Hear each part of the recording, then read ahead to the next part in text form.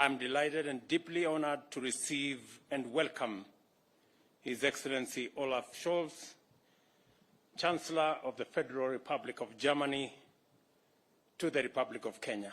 Welcome, my good brother, to you and your delegation. Just over a month ago, the Chancellor warmly welcomed me to Berlin on my inaugural visit to Germany as President. Today, it is my great privilege to reciprocate by warmly welcoming His Excellency the Chancellor. Karibu, willkommen. The rich historical ties between Kenya and Germany date back to 1963, when, upon our attainment of independence, Germany became the first state to recognize our newly born nation. That marked the beginning of a deep friendship that has grown stronger every passing year. Our common values and cooperation in diverse spheres of endeavor, including energy, climate action, agriculture, health, trade and investment, and education, have marked our bilateral development. My recent visit to Berlin in March and the Chancellor's return visit today have taken place at a time when our two countries are commemorating 60 years since the establishment of diplomatic relations. The Chancellor and I have had fruitful discussions, and we have exchanged views on the strategies and pathways through which we can deepen the excellent relations between our two countries. I have taken time to brief the Chancellor of the government's progress in improving the business environment, which has made Kenya significantly more attractive to German investors. I encourage the business delegation, which is here with us, which has accompanied the Chancellor, to explore and exploit the huge untapped investment opportunities in Kenya. I also invite them to take advantage of Kenya and Nairobi's natural geostrategic advantage and use our capital as the gateway and hub for their regional and continental investments. I assure the business delegation, on behalf of the entire German business community, that Kenya will support German investors with incentives to engage successfully in investment opportunities in our country. In our meeting, the Chancellor and I have agreed on a number of issues. The Chancellor and I have discussed in detail employment opportunities for professionals, skilled and semi-skilled Kenyans in Germany, a matter of equal great interest in meeting Germany's huge labor requirements. I have urged my good brother Chancellor Scholz to review and ease immigration laws, and I am very confident that they are well underway to enable Kenyans find employment in Germany. We have therefore agreed to establish a technical team from my office and the Office of the Foreign Affairs and Labor in both countries to initiate discussions, expeditiously navigate the procedures, and formulate an appropriate framework for the export of labor to Germany. The Chancellor and I also had the opportunity to exchange views on the best modalities of increasing capacity of our TVET institutions. Through German support, we have been able to engage and enhance training opportunities offered to Kenyan youth. Germany has also offered support to expand and upgrade our centers of excellence by increasing them from 3 to 7. Similar efforts will be extended to another 60 TVET institutions. To bridge the gap in language, we agreed to introduce teaching and learning of German in basic education institutions, TVETs and other institutions of higher learning, and Germany therefore has agreed to support us in seeing how we can train more teachers to assist in the German language. In addition, we agreed on the need to align as much as possible the Kenyan and German TVET curricula. In other discussions, we further agreed to establish a twinning institutions framework for pairing our TVET colleges with selected TVET colleges in Germany, and thus facilitate the anchoring of labor migration from Kenya to Germany upon graduation. Chancellor Scholz and I have also agreed to expedite the establishment of a framework for robust exchange programs between Kenyan and German MSMEs. As you are aware, MSMEs drive both the Kenyan and German economies. What we seek is synergy to enrich learning and grow the economy from the bottom up. Germany has agreed to enhance the capacity of the Financial Inclusion Fund, the Hustler Fund, to increase affordable and easy access to credit for unbanked MSMEs at the bottom of the economic pyramid. Kenya is Germany's most important trading partner in East Africa. However, the trade balance is in favor of Germany. I have therefore called on the Chancellor to review tariff barriers and to allow Kenyan products to enter the German as well as the European market. The Chancellor has been a big champion of assisting Kenya in concluding the economic partnership agreement between East Africa and the European Union. And Mr. Chancellor, I want to tell you, Kenya is eternally grateful for your personal intervention on this matter. Our grid is 92% green, and our commitment is to achieve 100% green energy by 2030.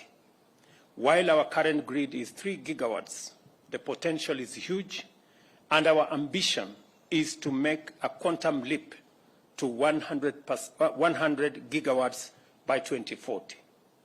Germany has been a steadfast partner in our renewable energy journey, and I express my appreciation, Mr. Chancellor, for your reaffirmed commitment towards increasing the capacity of the Olkaria geothermal station and the general investment in our renewable energy space. On the existential climate crisis, we shared our concern of the effects of climate change on livelihoods, communities, and nations.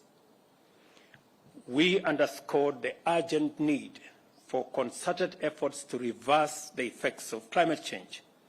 In this regard, we agreed to work together in the search for solutions and deepen our collaboration in climate-resilient development and renewable energy, including production of green hydrogen and sustainable agriculture, including production of green fertilizers. Additionally, I emphasized the need to move beyond the debate on adaptation and loss and damage, and to engage in a candid conversation on climate finance and investment, which would unlock our potential for green growth. Equally, the current international financial system is inadequate in dealing fairly with multifaceted global crises, including recovery from the COVID-19 pandemic, the climate emergency, and the debt crisis in the global south. I therefore urge the Chancellor to support the reform of the international financial system. This system must recognize our potential and ensure a win-win outcome, providing access to affordable, adequate, and sustainable financing that is delivered in a timely manner. As part of our effort to establish a common African position on climate change, at COP28, Kenya will host the Africa Climate Action Summit between the dates of the 4th and 6th of September this year. I am pleased to inform you that as a friend and partner, Germany has committed to support The summit, with a financial contribution and with technical support, and Kenya has also confirmed its official joining of the Climate Club initiative, which calls for the expeditious implementation of the Paris Agreement at the invitation of Germany. Your Excellency, Kenya now formally joins the Climate Club at your invitation, and we intend to be a robust player in that space. We also had an opportunity to discuss regional peace and security and shared our concerns regarding the unfortunate events in Sudan and their spillover effects to the region. We agreed on the immediate need for unconditional cessation of hostilities and humanitarian aid access and protection of civilians. We underscored the need for the international community to support Kenya, IGAD, and the African Union in the ongoing efforts to resolve that conflict. I urged Chancellor Scholz to use his voice and Germany's influence in various platforms, including the EU, the G7, G20, and the UN, to focus global attention on the forgotten conflicts in Africa in general and especially in the Horn of Africa. On Ukraine, Kenya has consistently underscored the principles of United Nations Charter, which calls for respect for territorial integrity, sovereignty, independence, and a peaceful resolution of disputes. We have also repeatedly called for the end to the conflict and a return to the path of peaceful resolution through dialogue. To strengthen and solidify our relations between our two countries, we have agreed to explore a new phase that will be anchored on a strategic bilateral partnership framework. I wish to thank Chancellor Scholz for engaging candidly in the spirit of goodwill and commitment to enhance mutual benefits. I also take this opportunity to once again express our collective appreciation of his very warm visit. Finally, I affirm Kenya's commitment to deepen and strengthen relations with Germany and look forward to many more engagements in future. I thank you. My good brother, welcome.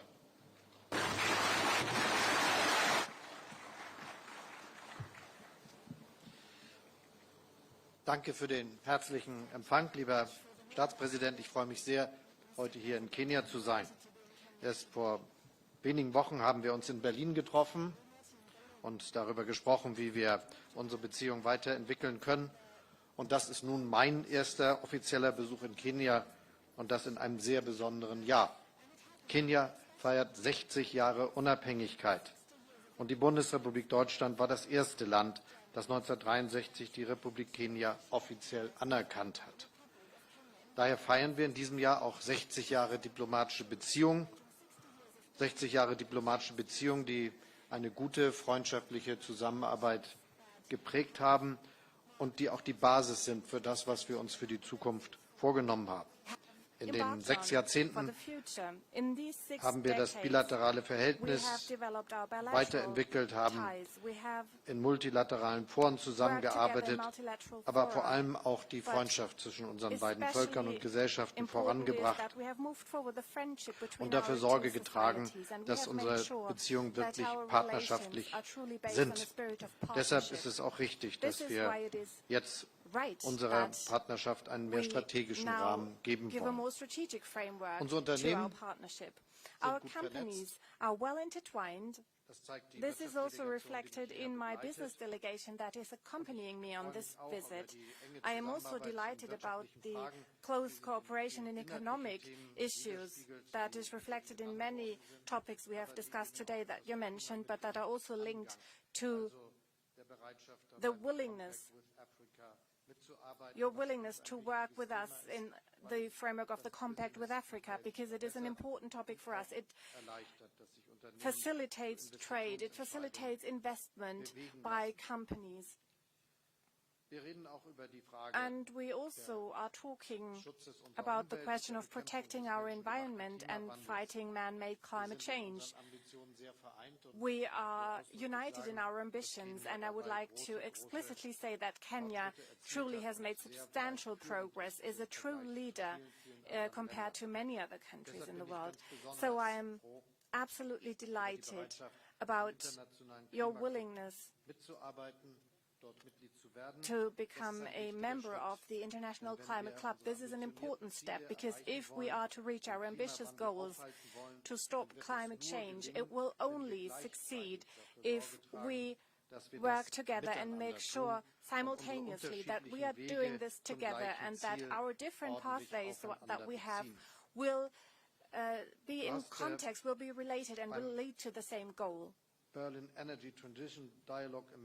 In March, you participated in the Berlin Energy Transition Dialogue in Berlin. You have highlighted once again the important role of Kenya in the fight against climate change. Thank you very much for that. These are really topics that unite us, and it's not a coincidence that I will be visiting the geothermal power plant in Naivasha.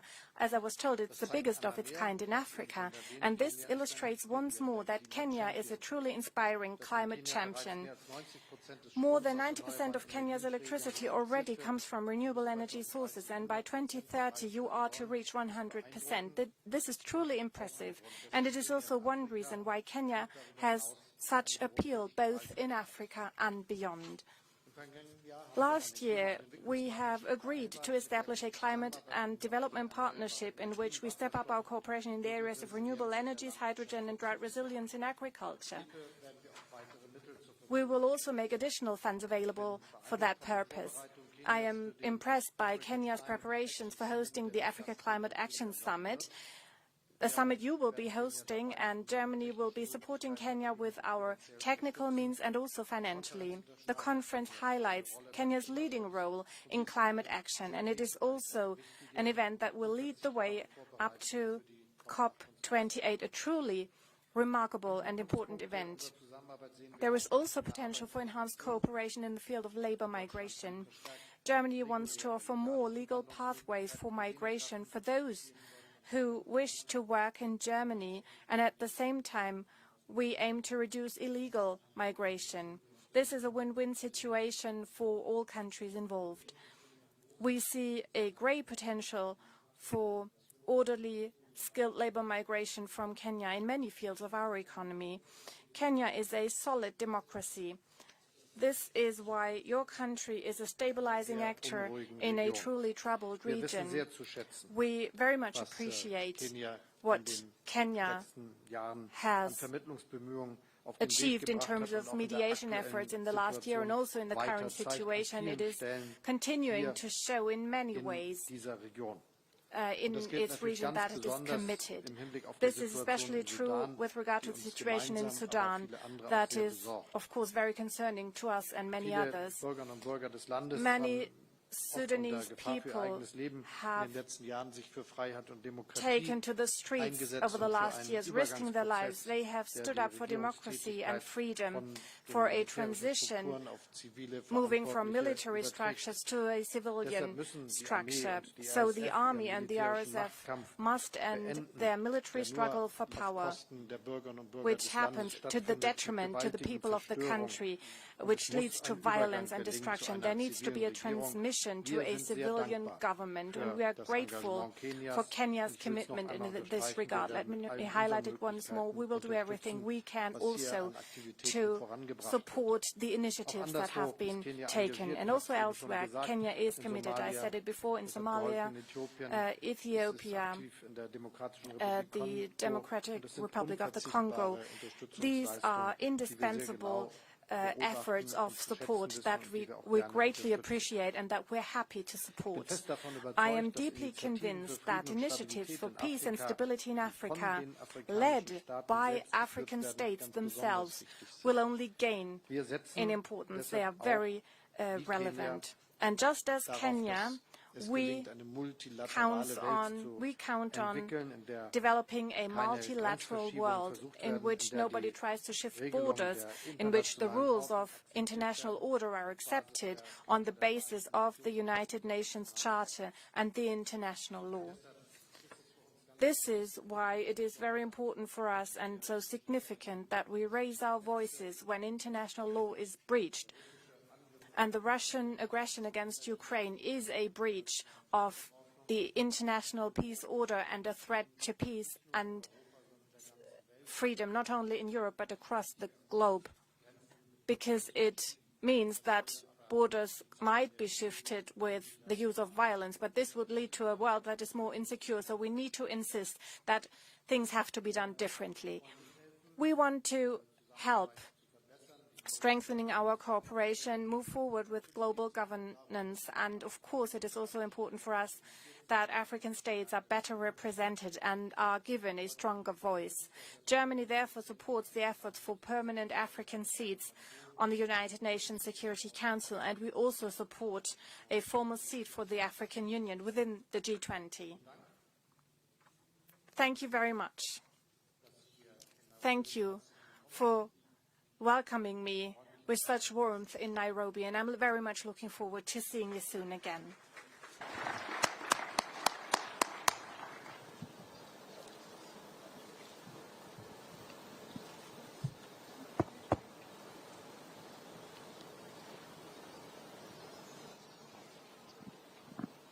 Who is leading?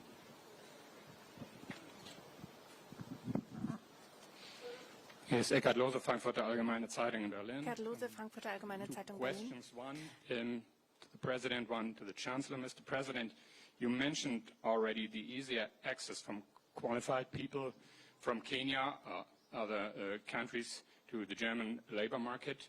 Germany is negotiating agreements that, on the one hand side, will make it easier the access to Germany. On the other hand side, once those countries where asylum seekers come from with no perspective to stay in Germany should take these asylum seekers back. Is this going to work? Und eine Frage an Sie, Herr Bundeskanzler. And one question to the Chancellor. How big is the threat that the conflict in Sudan might spill over and lead to new migration movements towards Europe and Germany? Thank you. Thank you very much. As a country, we believe in the rule of law. And whatever Germany is doing to put together a legal regime that allows legal immigrants, people of good standing, to access opportunities for employment in Germany is a very welcome development for us in Kenya. We do not find that there is a contradiction at all in demanding that those who are illegal, those who are not good, should be repatriated to wherever they came from. And therefore, our position, and we have discussed this with the Chancellor, is that while you open opportunities for Kenyans to work in Germany, and Chancellor was gracious enough to tell me that there is an opportunity for close to 250,000 people to work in Germany from different countries. We would value that opening, but we would also undertake that any persons from Kenya who do not measure up to good standing and are against the law in Germany, they would be returned back to Kenya. We have undertaken that position. Schönen Dank für die Frage. Thank you very much for your question. das, was uns am allermeisten gegenwärtig umtreiben muss, dass es eine große Fluchtbewegung gegeben hat, vor allem in die Länder der Region. Und das ist ja etwas, das unverändert stattfindet. In the countries of the region, and that is ongoing. And I'm very grateful to all the countries who have hosted refugees. Kenya is one of these countries. Refugees who have sought shelter and protection. This is a migration movement, as I see it, that is currently affecting mostly the neighboring countries and has not yet affected countries further away, but we should take this question very seriously. It is a serious threat to peace, not only in Sudan, but also to the whole region, and there is a risk of spillover effect. It is a serious risk, and that means that we all together need to do everything we can to bring the two military parties to ending their conflict and lead the transition to a civilian government. We need this transmission as soon as possible so the refugees can return. This is what we can say at this point.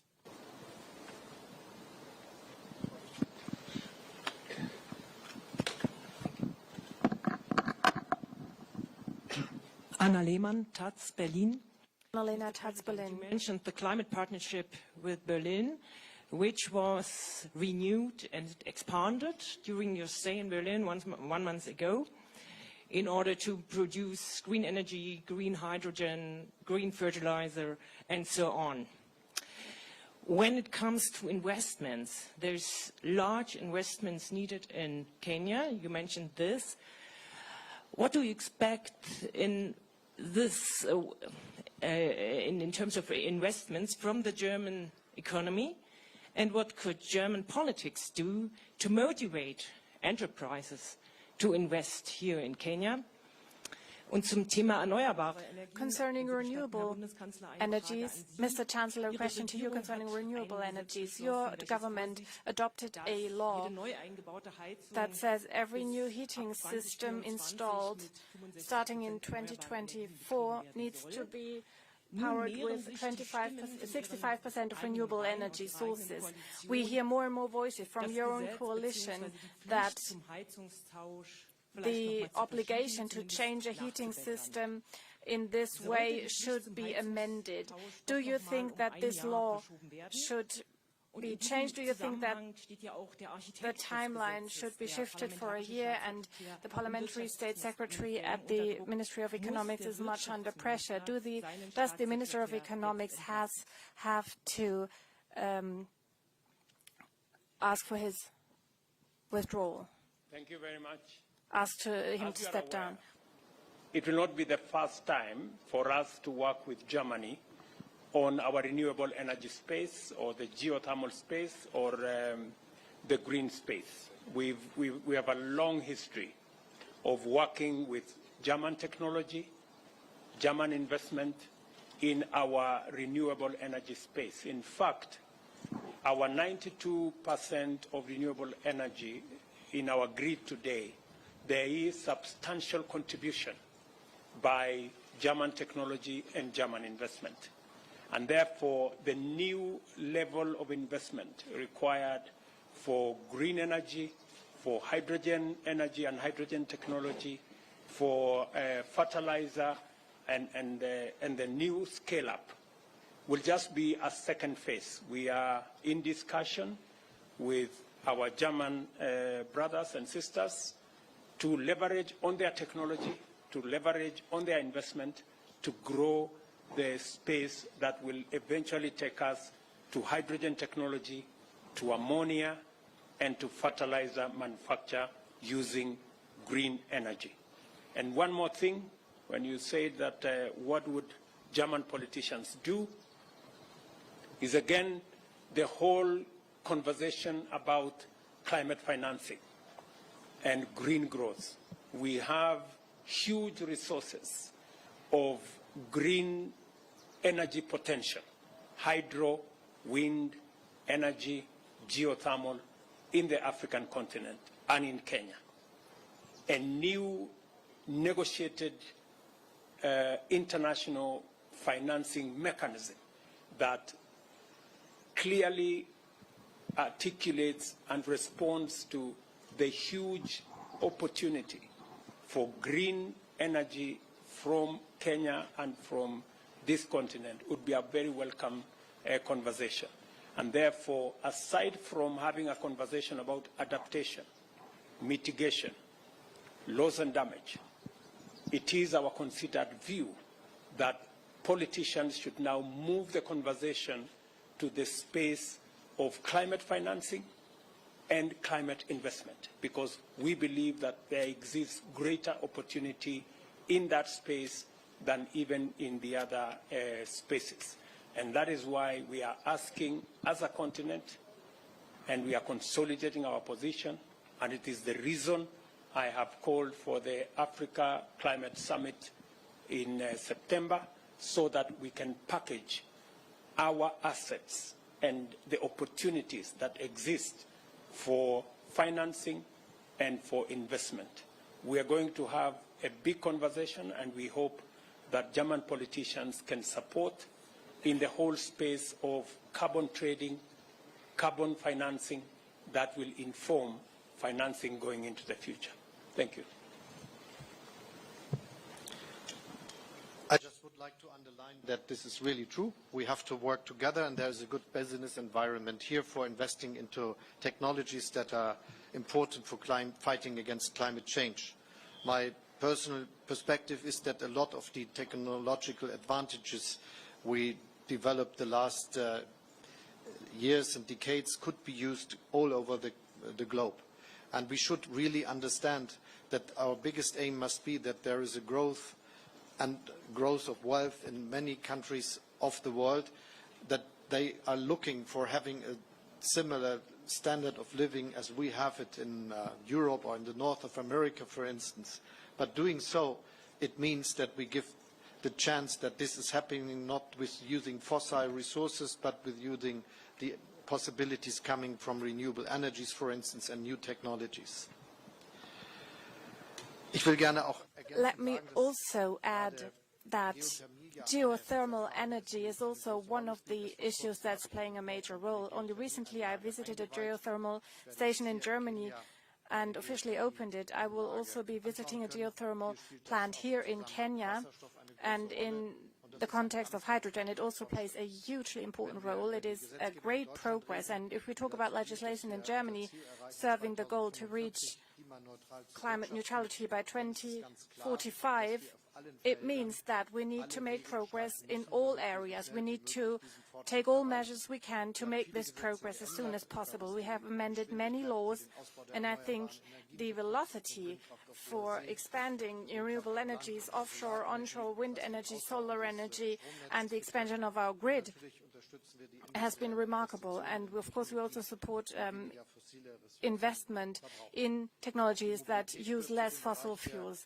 Mobility is also one of the sectors that are important, and heating as well. The federal government has started a bill, a law, and after a lot of discussions, many questions regarding this reform have been answered, and I think that we have been quite successful in answering the questions that were still open. The former Social Democratic leader said no bill that enters the Bundestag will exit the Bundestag unchanged. This is part of democratic processes with all legislation, but I think that the purpose of the law will not be called into question, and that is what I also hear from the three parties of my government.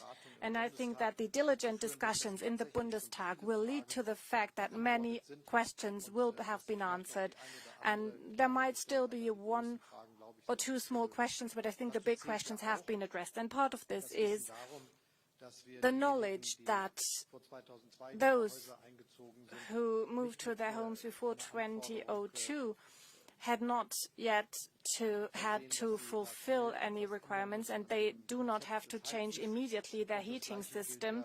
The same is true for many other exceptions we have made. So as far as we can see, many of the questions that are raised in the public space have been answered already, but of course Parliament can also still improve legislation But this will not call into question the basic idea behind the legislative project. This is my opinion, and this is what I hear from the members of parliament as well. So I'm very confident regarding this question. And there is also a substantial project of subsidies and support systems to make sure that everybody can make their own contribution to stop man-made climate change. Regarding the question you have also raised, whether the Minister of Economics has said anything about this, and he said some wrong decisions need to be corrected. This has happened, and I think all the other issues will be dealt with according to the rules that we have. Thank you, Your Excellencies. That now marks the end of the joint press briefing. Ladies and gentlemen, thank you very much. We'll request that you remain seated as His Excellency and the Chancellor retreat. Will guide you on how to go from here. Thank you very much. His Excellency and the Chancellor will now retreat and proceed for lunch. Kindly remain seated as they retreat, and will guide you on how to go from here.